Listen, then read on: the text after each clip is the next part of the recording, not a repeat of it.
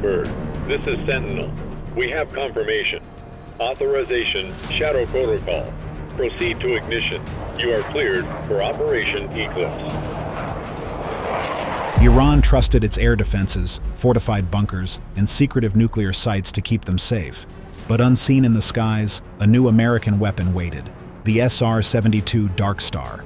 Faster than radar could track and unstoppable in its reach, it lurked in silence. When Iran dared to challenge America, it triggered a response unlike anything the world had ever witnessed. What secrets does this ghost in the sky hold? Join us as we uncover what happened when Iran challenged the U.S. secret jet. Operation Midnight Hammer. At exactly 1740 hours Eastern Time on June 18, 2025, the United States launched Operation Midnight Hammer, a meticulously planned and highly secretive strike. For the first time in combat history, the U.S. deployed the GBU-57 Massive Ordnance Penetrator, a 30,000-pound bunker-busting bomb designed to destroy Iran's deeply fortified underground facilities, and only the B-2 Spirit stealth bomber could carry out this mission. The B-2 is not just a bomber, it is the culmination of decades of technological innovation. Its flying wing design, perfected over decades, enables it to slip through the most heavily defended airspace without detection. Radar signals scatter or are absorbed by its smooth, wing-only frame, and its four engines are concealed within the wing, with intakes on top and exhaust cooled to reduce heat signatures. Fly-by-wire computers constantly stabilize the inherently unstable airframe, while over 130 onboard computers manage navigation, sensors, and flight systems. The bomber is flown by a two-person crew, a pilot, and a mission commander. Beyond stealth, the B-2 can carry up to 20 tons of ordnance. With a range exceeding 11,000 kilometers on internal fuel and unlimited reach via aerial refueling, the B-2 can strike virtually any target globally, quietly, and undetected. Operation Midnight Hammer was the product of years of preparation. Two officers from the Defense Threat Reduction Agency had studied the underground facilities for over 15 years, mapping every vent, shaft, and structural feature to ensure the bomb would penetrate effectively. Simulations, physical tests, and joint U.S.-Israeli exercises in 2024 and early 2025 refined the strategy and rehearsed the operation under realistic conditions. 3 days before the strike, U.S. forces quietly moved east, deploying 31 aerial tankers across the Atlantic to support mid-air refueling. On June 21st, decoy flights toward Guam were launched to mislead Iranian defenses, a tactic intended to mask the real strike route. Secrecy was paramount. Only a small group of senior officers and bomb crews knew the full plan. Then on June 22nd, the real mission began. 7 B-2 bombers from the 509th Bomb Wing took off from Whiteman Air Force Base in Missouri, each carrying 2 GBU-57 bombs. Targets included Fordo, Natanz, and Isfahan. The bombers flew non-stop for 18 hours, refueling 3 times mid-air while maintaining near-total radio silence. F-22 and F-35 fighters escorted them over the eastern Mediterranean, designed to draw out any remaining Iranian missile defenses and ensure airspace clearance. Yet no resistance occurred. Intelligence indicated prior Israeli strikes had already degraded Iran's air defense systems. At 1840 hours Eastern Time, 6 B-2s dropped 12 bombs on Fordo's ventilation shafts. A 7th bomber struck Natanz with 2 bombs. One pilot described the Fordo explosion as so bright it looked like daylight had broken through the mountain.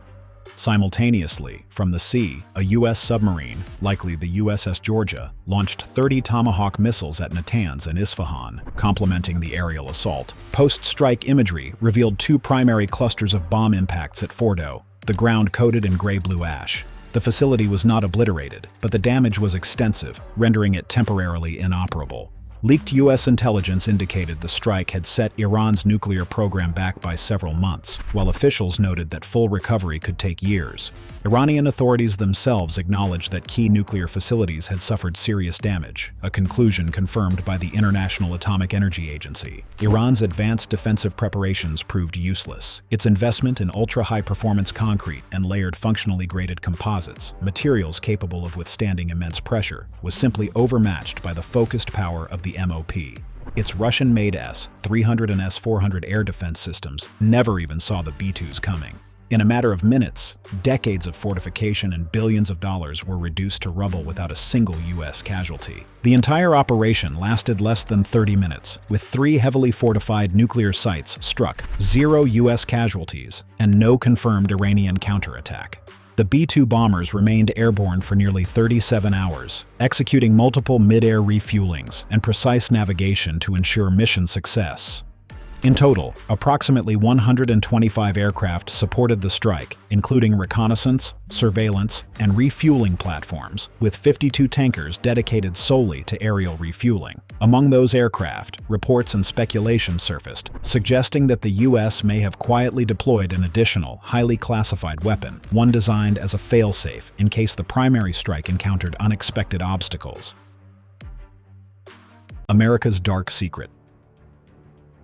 For decades, the SR-71 Blackbird dominated the skies, a Cold War marvel capable of outrunning missiles and evading defenses with astonishing speed and altitude. But even legends are surpassed, and its successor was already in the shadows, the SR-72 Darkstar, designed to replace the Blackbird and redefine aerial dominance for a new era. Development began around 2006 in strict secrecy, hidden within the classified budgets and secure facilities of the U.S. Air Force and Lockheed Martin's Skunk Works. For 7 years, it remained a ghost project, known only to a select few.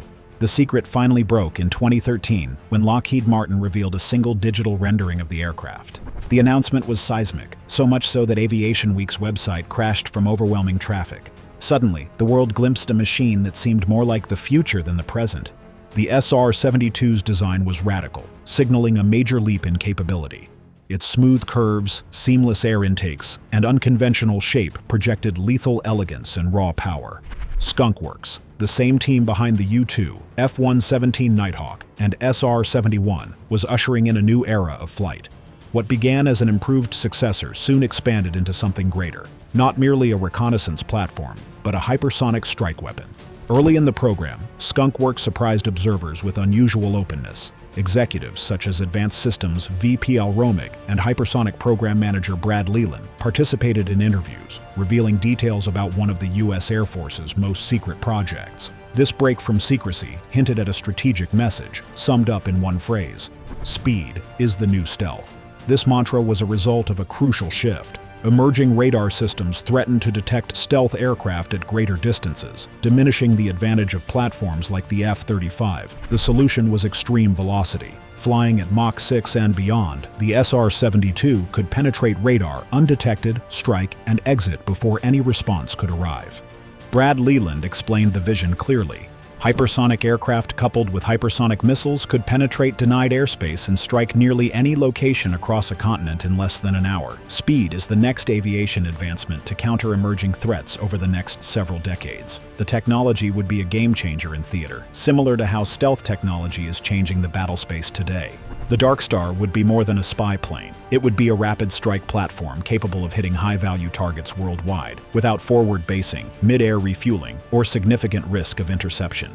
From the first image, the SR-72 was meant to shock and deter. It forced adversaries to rethink defenses against a threat they could not see or catch. Hypersonic dominance had arrived, announced not in silence, but with a global roar, turning America's most secret project into its most powerful open one. Yet building a plane capable of such speeds required solving one of aviation's toughest challenges, creating an engine that could operate at the edge of space without tearing itself apart. Speed is the new stealth. Before now, stealth was the United States' ultimate advantage in the skies. Aircraft like the F-117 and B-2 Spirit could slip past radar systems undetected, striking targets before the enemy even knew they were there. But today, adversaries are now building radar systems capable of spotting stealth aircraft at greater and greater ranges. The margin of safety for America's invisible jets is shrinking. In time, stealth alone may no longer be enough. This is where the SR-72 breaks from tradition. Unlike its predecessors, it does not rely primarily on invisibility. Its greatest defense is speed. At Mach 6 and beyond, the aircraft moves so quickly that by the time enemy radar detects it, the mission is already half complete. Response systems simply cannot react fast enough. The Darkstar is designed to cut through denied airspace, deliver its strike, and vanish before the enemy can even fire. Satellites add another layer of challenge to modern operations. Spy satellites follow predictable orbits, and nations like Iran know exactly when they are overhead.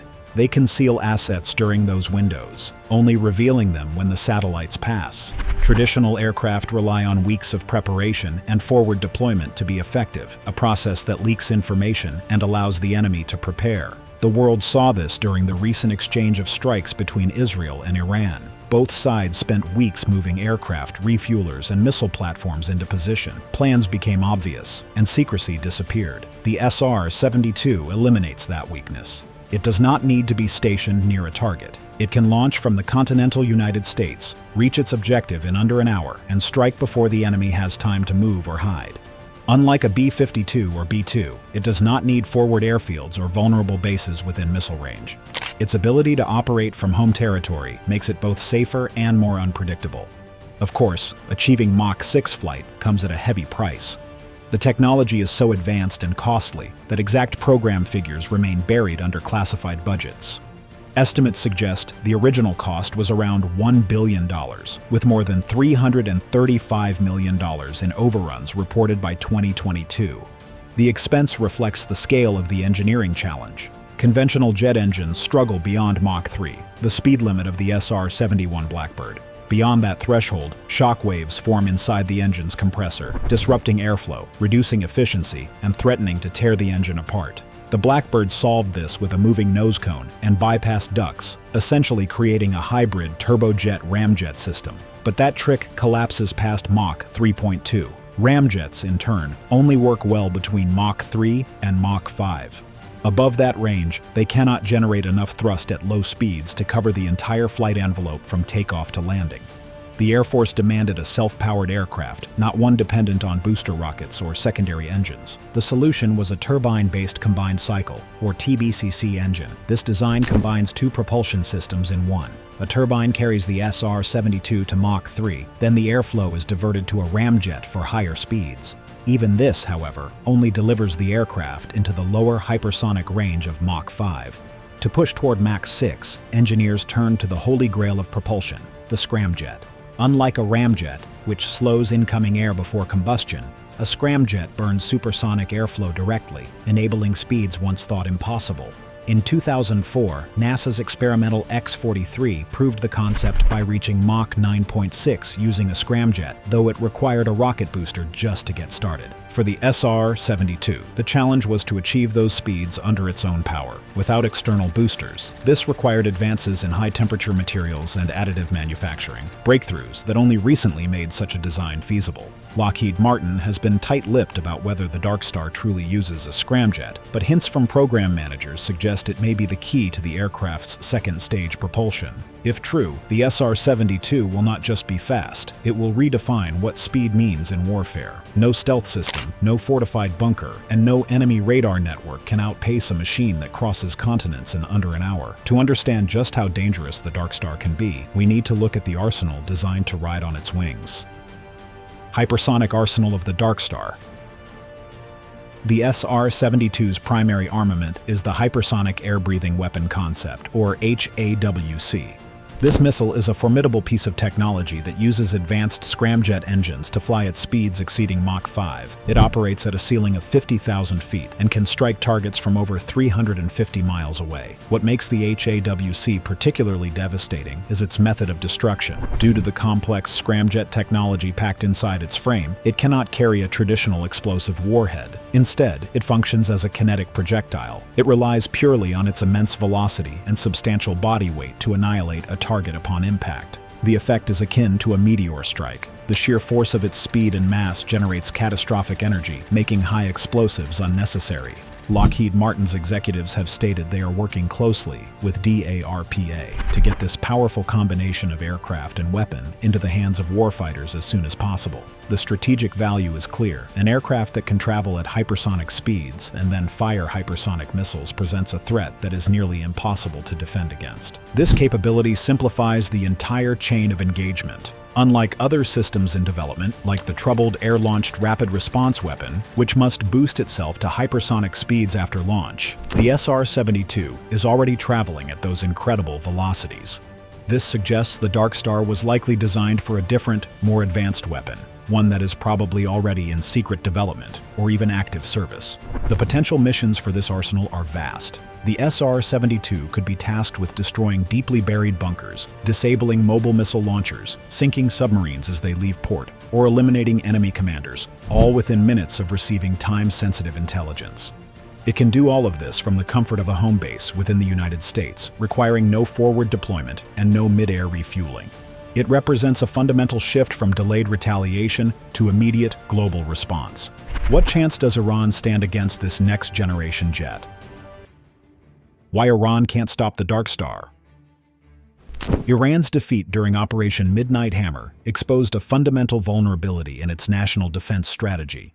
The nation had placed immense confidence in a layered defensive network comprising Russian S-300 and S-400 air defense systems and deeply buried, ultra-fortified bunkers. Yet, this entire architecture was rendered completely ineffective against America's stealth technology and penetrating firepower. The B-2 Spirit bombers, valued at over $2 billion each, slipped through Iranian airspace undetected, delivering their payloads with impunity. This failure previews an even more daunting challenge: the arrival of the SR-72 Darkstar. Hypersonic speed introduces a paradigm shift that makes existing defense systems obsolete. Where stealth aircraft rely on avoiding detection, the Darkstar operates on the principle of unavoidable intrusion. It moves too fast for traditional interceptors or surface-to-air missiles to engage. By the time enemy radar registers its presence, the aircraft is already exiting its coverage zone, having already deployed its weapons. This speed negates the need for pre-positioned assets, removing them from the risk of preemptive strikes. Iran's tactics of hiding assets from spy satellites and moving them during gaps in coverage are also useless against this new capability. The SR-72's ability to respond to time-sensitive intelligence in minutes rather than weeks means that mobile missile launchers, relocating submarines, and even senior leadership become vulnerable to rapid, decisive strikes from a home base in the United States. Furthermore, the U.S. strategy extends beyond mere hardware. It is a psychological campaign of deterrence built on the fear of the unknown. Selective leaks, Hollywood collaborations, and the shroud of secrecy surrounding the SR-72 are all deliberate tactics. They force adversaries to plan for a threat whose full capabilities, how many exist, what specific weapons they carry, and where they are based, remain mysteries. This uncertainty complicates every aspect of their military planning, forcing them to invest in countering a ghost. Even more unnerving, the SR-72 isn't the only weapon in the U.S. arsenal that should keep America's adversaries up at night. The Endgame. In March 2025, the United States unveiled its most advanced fighter, the F-47, the centerpiece of the Air Force's Next Generation Air Dominance, or NGAD program.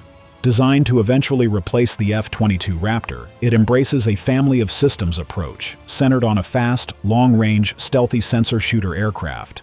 Initially known as the Penetrating Counter-Air, the F-47 represents the cutting-edge vision of modern aerial warfare. The development of the F-47 spans more than a decade, originating under the NGAD program, which employed experimental X-planes to test and refine groundbreaking technologies.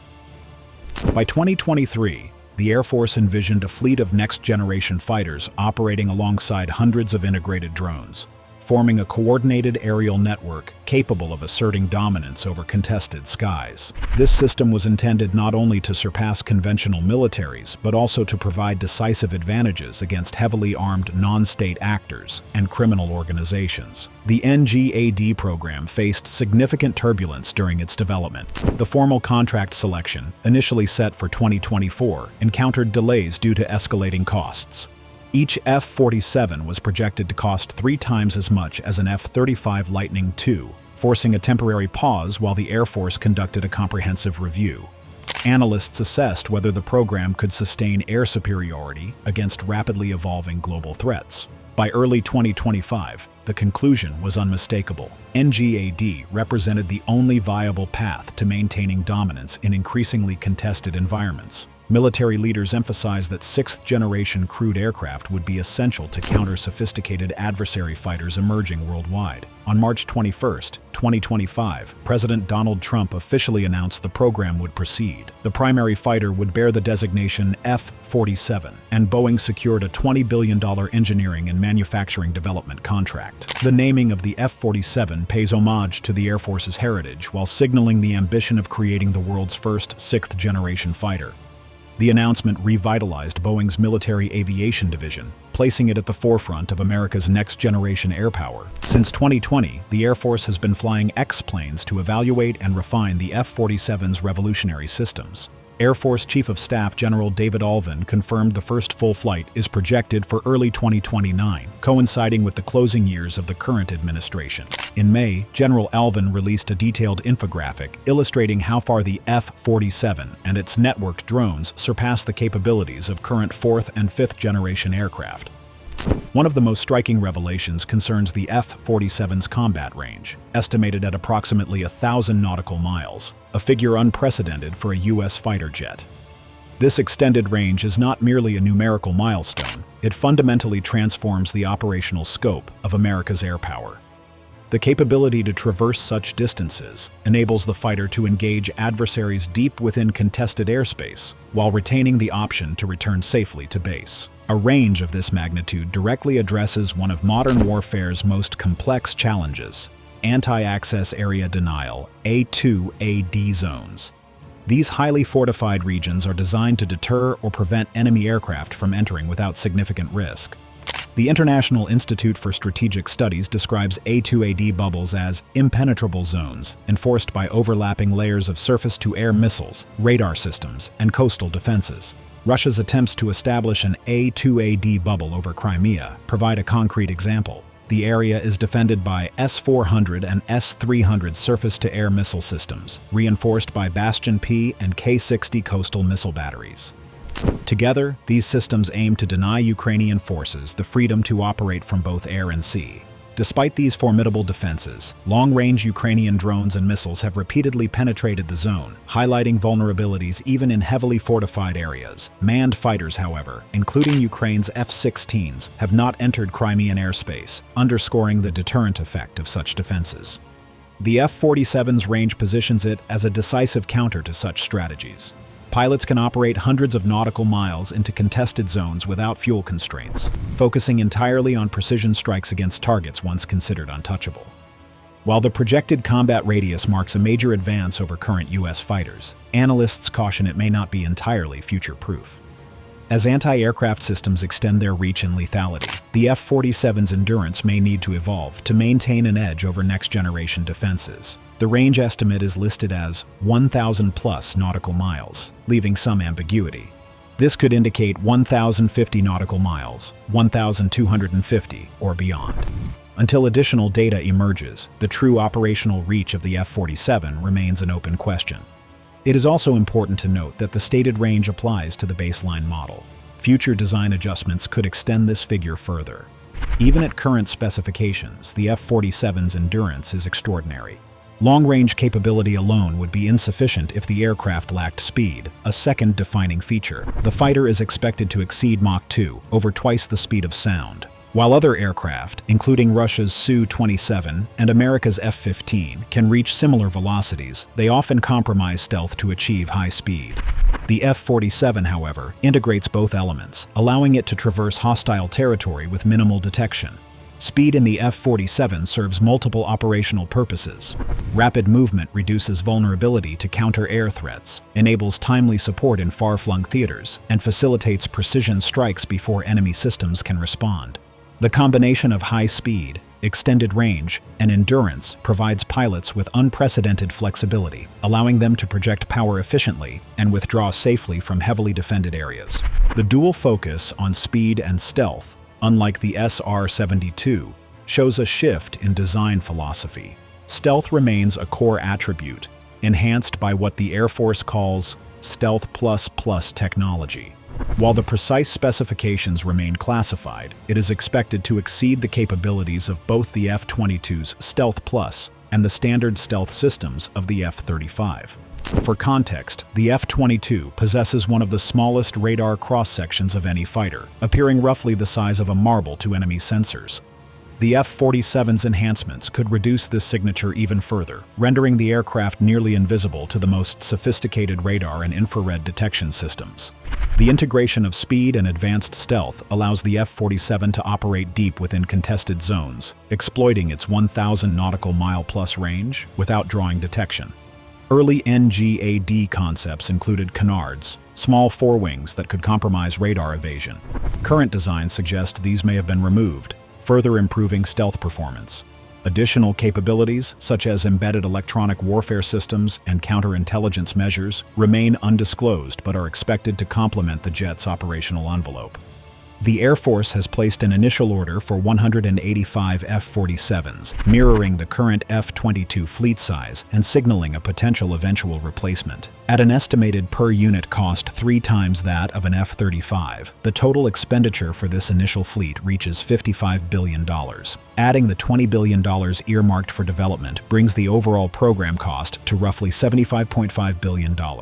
While staggering, this investment aligns with historical precedents. The F-22 program cost $70 billion, including $30 billion for research and development, with inflation-adjusted figures comparable to today's projections. Some technologies from the F-22 may also be integrated into the F-47, potentially offsetting development costs, while justifying the high per-unit expense. The projected timeline is equally ambitious. The aircraft is expected to fly between 2025 and 2029, with full operational service anticipated in the 2030s.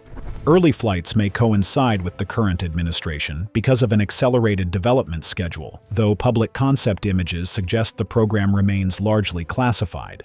Analysts speculate that increased funding and technological breakthroughs could bring the first operational 6th-generation fighter into service sooner than originally planned. The F-47's capabilities are further enhanced by a network of collaborative combat aircraft. These unmanned drones are designed to operate alongside each fighter, extending operational reach and tactical flexibility. The United States plans to field over 1,000 CCAs, including YQF-42A and YQF-44A models, many developed concurrently with the F-47. Their deployment is likely phased, with units entering service alongside each fighter or bridging temporary gaps until production is complete. Each fighter may operate with approximately 5 CCAs, though the precise configuration remains uncertain. These drones can travel roughly 700 nautical miles, less than the F-47's range, but remarkable for unmanned systems designed for integrated operations. Tactical employment may involve rotating drones, supplementing fighters during deep penetration missions, or dynamically linking CCAs to the optimal control platform. The unmanned platforms are believed to possess limited stealth, sufficient for aggressive deployment without endangering pilots or high-value fighters. Speed introduces additional considerations. Initial reports indicate that the first CCAs are subsonic, potentially requiring the F-47 to operate at lower velocities when coordinating with its drone complement.